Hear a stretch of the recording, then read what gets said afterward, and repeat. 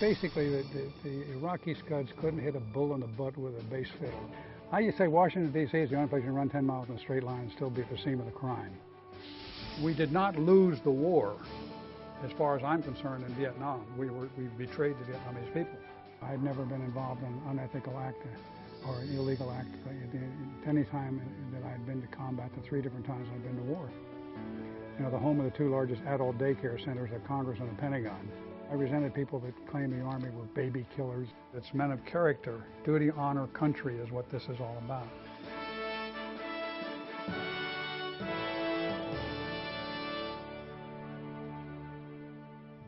You've just seen a glimpse into the heart of a true American hero, General Norman Schwarzkopf, who we'll be talking with on today's episode of Candid Conversations with Great Americans. Hi, I'm your host, Matt Daniels. If you want to understand the character of Norman Schwarzkopf, you must begin here at West Point, one of the 2 great influences that forged one of our nation's greatest leaders. Norman Schwarzkopf excelled here, leading his fellow cadets on these famous parade grounds, and the values of this place were so deeply imprinted upon him that he made the motto of West Point the credo of his entire life. His brigadier general father, also a West Point cadet, was the other great influence on Norman's life. At the age of 12, Norman left behind everything that he had known as a young boy to join his father, who was serving on extended military duty in Iran, an experience that uniquely prepared him for his later role in Desert Storm. When I was a small boy, my dad was in the New Jersey State Police, the head of the state police, and he was sort of the role model for me. Everybody in the state of New Jersey, it seemed like, worshipped him. And then his military, you know, when he went in just prior to World War II, so it was just really sort of a hero worship type thing because he was so well thought of by everyone. I mean, my dad was the type of person that everybody liked, and yet he had an element of toughness about him that clearly there was a message there that, you know, don't tread on me type thing. But had a great sense of humor, you know, loved to joke, loved to play practical jokes and that sort of thing. So there was a combination of both, but most of all, he was a very loving dad. How did his long absence impact you as a boy? There was no male presence in the household. It was just my mother and my sisters. And I think the fact that distance was there, my dad was worried about that. As a result, I went to military school for 1 year. But right after that was when I went over to join him in Iran and you know, really reunite myself with my dad. And did his absence impact you as a boy and how you viewed your dad?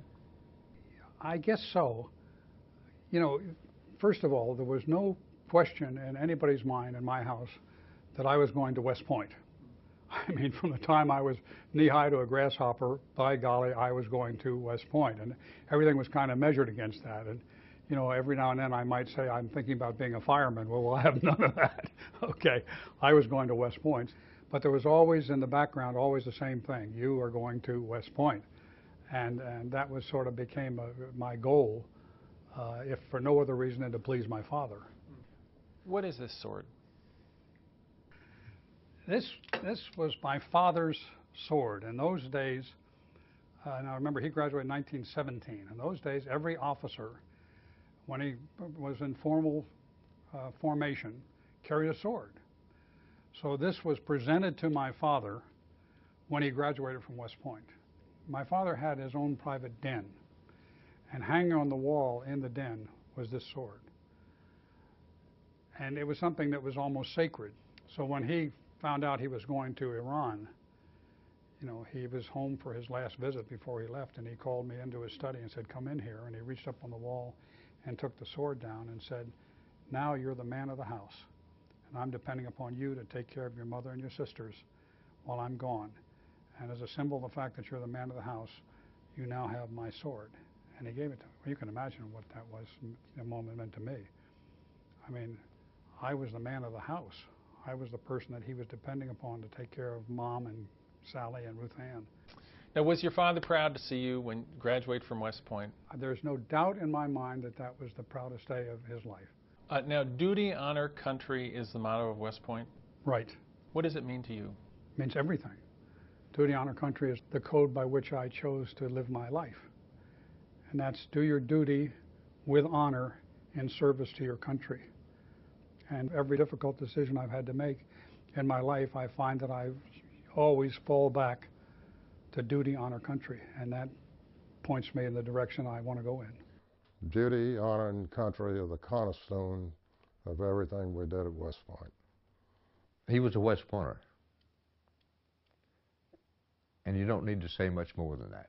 We go to West Point to learn the tenets of character made up of duty, honor, and country, and it is ingrained in every cadet. He was duty, honor, country. He was honest. He's straight. He just, he was one of us. Now, duty, honor, country was also your father's motto. Yeah, West Point is West Point, and that's the way he lived his life completely. When you were reunited with your dad after that long absence, you said you were living every boy's dream. What do you mean by that? You know, I went to Tehran. We lived in a big, huge mansion. It was at the upper part of town.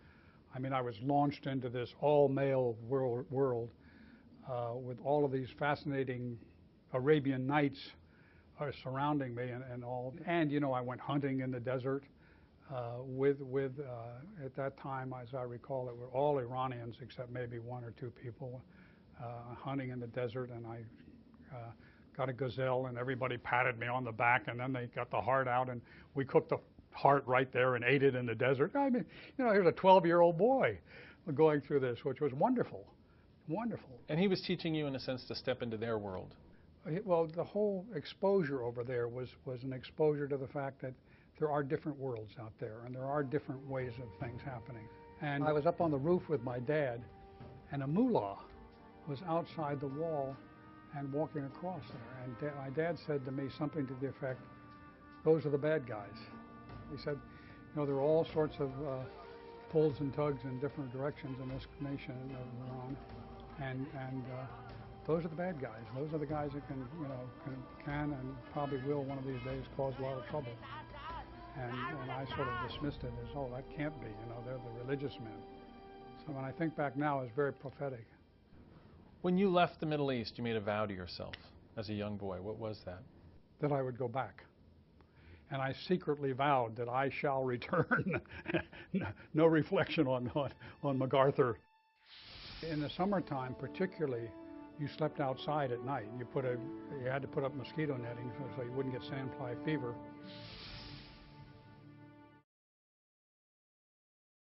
We all remember General Norman Schwarzkopf as the commander of U.S. forces in Operation Desert Storm. He was a brilliant strategist who returned to a hero's welcome in the United States. So I asked General Leroy Sudduth, one of Norman's roommates for all 4 years at West Point, how Norman went from being a cadet with a boyhood love for the Middle East to the commander of all U.S. forces in that region and eventually the mastermind of Desert Storm. He was the Assistant Chief of Staff for Operations, the finest job that a three-star general can have in the United States Army, and he was being selected for his 4th star. And the Department of the Army was going to assign Norman as the commander of FORSCOM. And Norm told him he didn't want that job. He said, I want to be the commander of the Central Command, which is a combat command, which he was ideally suited for because of the time that he had spent over there with his father. And it was just a remarkable. No one else would probably have risked turning down a 4-star command in hopes of getting another one, but he did. And the United States profited by that immensely. When I got selected to be the commanding general of Central Command, I don't think there's any question about the fact that part of the reason that I got the job was because I had lived in Iran, because I did have some understanding of the religion, of the culture, of the area, and that sort of thing. So it was my first trip, right after I was appointed the commanding general of Central Command. The first place we landed was Cairo. And that evening, I was standing out on the balcony and it was prayer call. all across the entire city. You could hear the prayer call, you know, and I just said, I'm back. It was quite a feeling, quite a feeling. When somebody shoots at you and you shoot back at them, that's okay. You understand that. But when a mine blows up and there's no way to retaliate, that's very, very difficult. In this television series, we explore the character of great leaders from every sector of American society: sports, music, business, politics, and the arts. But character means nothing if it's not lived, and real character is a living example to others. Anytime anybody was wounded, and needed to be evac, I would immediately fly to the scene, turn my helicopter over to them, and they would fly out. If I sent them right away, to the hospital in that helicopter, it took 30 minutes to get there. If I had to use medevac, I had to wait for it to fly from there down to here 30 minutes and fly back more for 60 minutes. So it was just a standard procedure. Anytime anybody was wounded, and needed to be evac, I would immediately fly to the scene, turn my helicopter over to them, and they would fly out. And what happened was, one of the companies, Charlie Company, had wandered into a former area of some sort, probably a former night defense position where people had planted mines and had not picked them back up again. And one young man was wounded. So I flew to the scene immediately to get there. And about that time, another troop stepped on a landmine. And there started to be panic that set out. So I was worried about the panic, but there was a soldier who had also had a very serious injury. His leg was broken, and broken very badly. And he was flopping around and crying, and I was afraid that he was going to cut a blood vessel in his leg and he would bleed to death. And so I realized that nobody else was going to go over there, and therefore I had to go over there. So I walked across the minefield. Were you shaking? Yeah, my knees were shaking to beat the band. I actually had to reach down and hold my knee. Every step I'd take, I'd have to hold the knee, expecting at any minute for the knee to blow up and that sort of thing. But I finally got to the soldier. I was able to lie down on top of him. But in the meantime, I looked back over here, and there was a tree with a little sprigs on it, and I needed some kind of a way to stabilize the leg. And so I went back to my fire support coordinator and Tom Bratton, and I said, Bratton, reach down there, cut that limb off, and throw it over here so I can use it. And Bratton took one step, and boom, terrible blow, right there. And you got to understand, I would have been standing right there if I hadn't gone out into the minefield. So, fate plays some tricky deals with you. Because if I hadn't chosen to go out to the minefield and take care of that young man, then I would have been back there where Bratton was and walking around and everything else where the big mine went off that caused so much damage to him. One of the most moving things that happened to me, though, was I had been wounded in the chest and had to be medevaced. I had to get in my helicopter and fly back to the hospital to have them sew me up a little bit and probe a little bit. But anyhow, I also went looking for Bratton. And when I found Bratton, I said to him, you son of a bitch, I'm telling you right now, you're going to live. You understand that? You are going to live. Now hang in there, be strong. I know you're going to make it. But I was cussing him out and saying, you better make it. And he said, I will, sir, I will. Yeah, I will, So I felt pretty good about that. And as I walked out, an African-American sergeant, non-commissioned officer, came up to me and said, sir, I want you to know that you will never have any problem from the African-American community. We saw what you did today, and the fact that you cared enough about one of us to go out there and risk your life, you won't ever have to worry about a problem. In the final analysis, it's character that counts. We'll also probe where these men and women of great character go during times of extreme crisis and pressure. I asked Norman where he turns when facing the stark reality of death that confronts every soldier on the eve of battle. I normally pray before battle because I'm scared. Okay. No, there was a turning point for me in Desert Storm when things weren't going well. They were absolutely,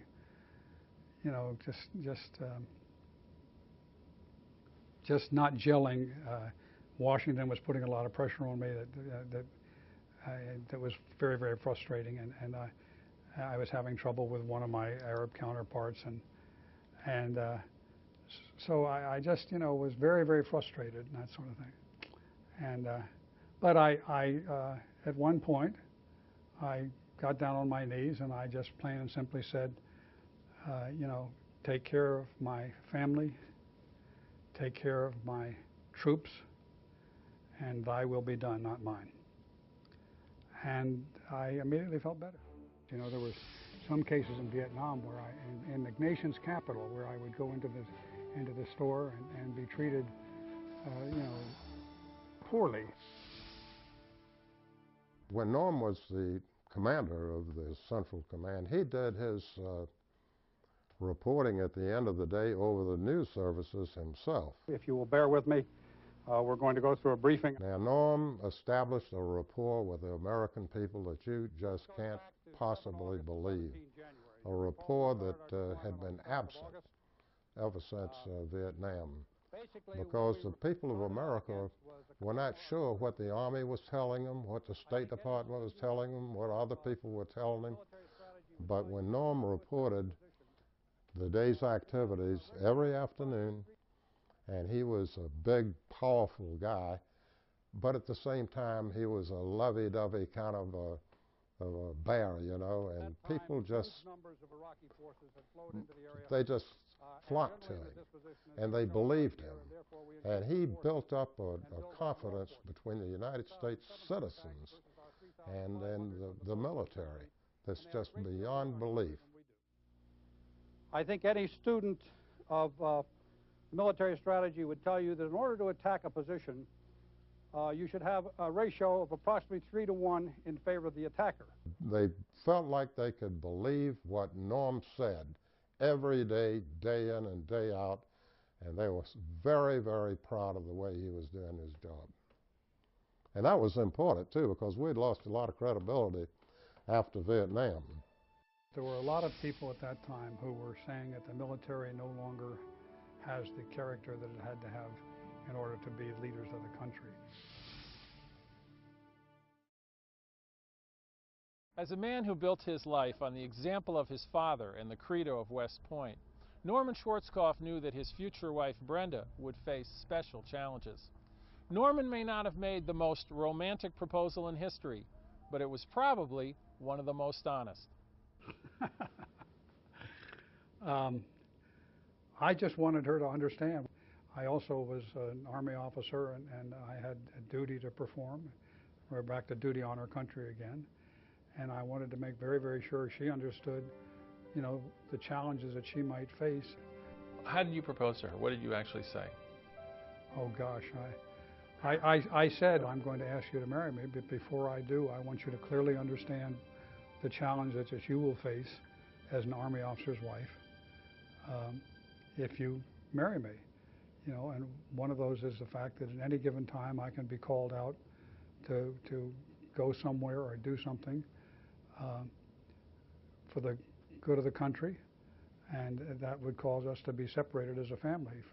The separation could be for a short time, for a long time, but nonetheless, if that call comes, I either have to say, yes, I will go, or no, I'm quit the Army. And I certainly never intended to do the latter. I felt that I owed my country, based upon my education and what they had done, that I owed my country my allegiance, and therefore, if they called upon me to go, I will go. And you know, you will be here by yourself. And you know, I hope you understand that. It doesn't mean I love you any less. It's just that this is, you know, what the nature of someone who is dedicated to the country. Duty, honor, country. Why is character so important? Well, I think that character becomes the compass by which you're going to live your life. It certainly is in my case.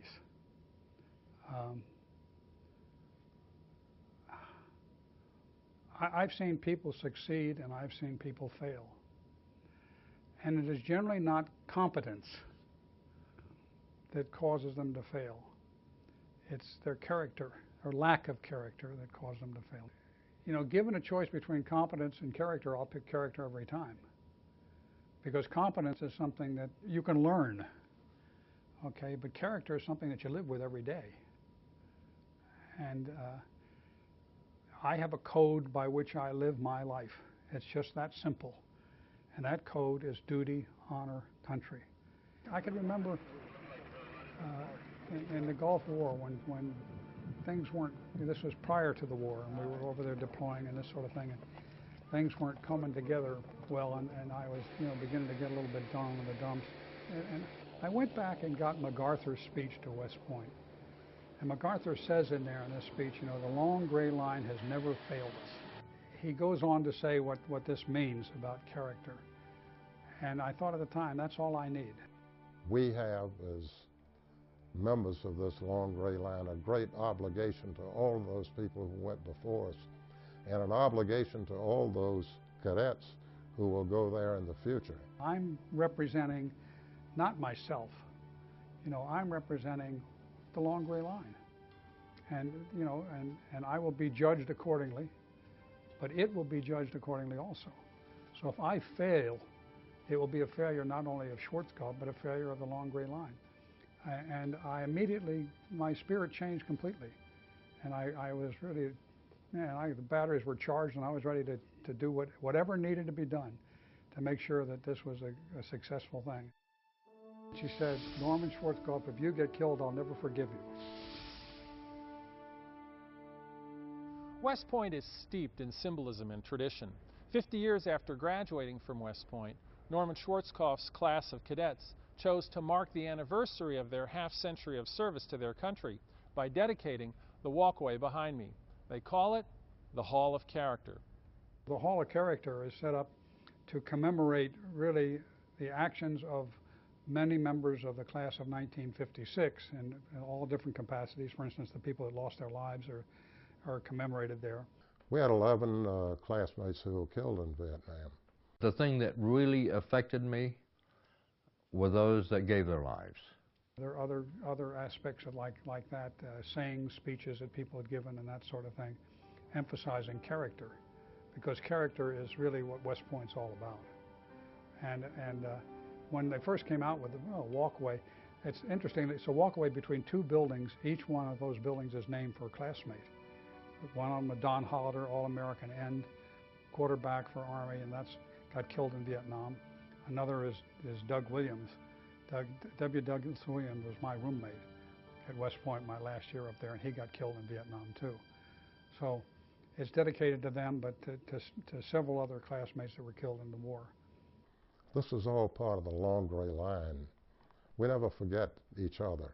We're always a part of that long gray line. How did it feel to follow in MacArthur's footsteps and address the cadets of West Point as a victorious commander? I was at a reunion with a class right after Desert Storm, and they asked me, they wanted me to make a speech, and I wasn't going to make a speech, but I just got up and said, I was so blessed to be able to do what I've done, but I want you all to understand that I did it for you. I did it for you as part of the long gray line.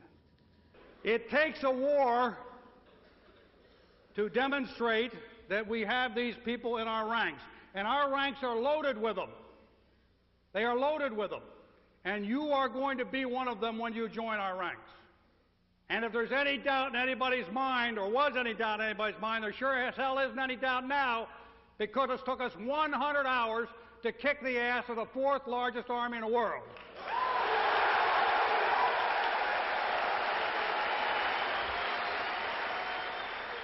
And how did we do it? Where did those heroes come from? One more time. They were you. Competence with character. That's what you must have. That's what you're going to carry with you from West Point. Those of you who really believe what you're learning here. To hell with a cynic. Believe it. Believe it, believe it, believe it, because you must believe it if you are going to be a leader of the 21st century military.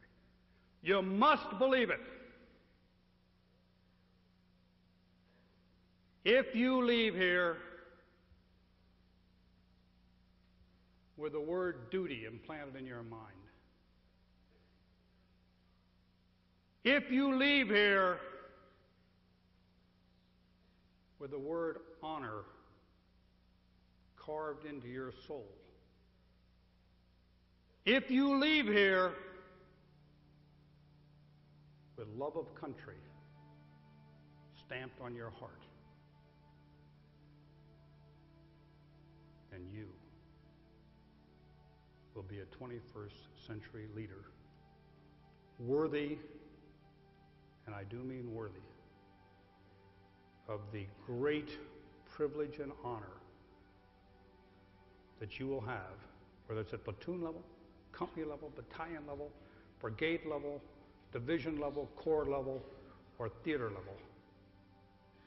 The great honor and privilege you will have of leading the magnificent young men and women who are the sons and daughters of America, who are the thunder and lightning of Desert Storm. Thank you very much.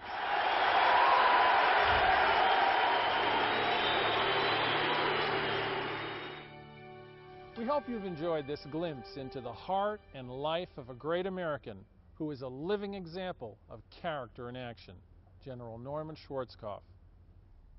Ours is a great nation because there are many Norman Schwarzkopfs in America, men and women who are living lives of authentic character. But we don't see enough of these positive role models on television. That's why our Great American series exists.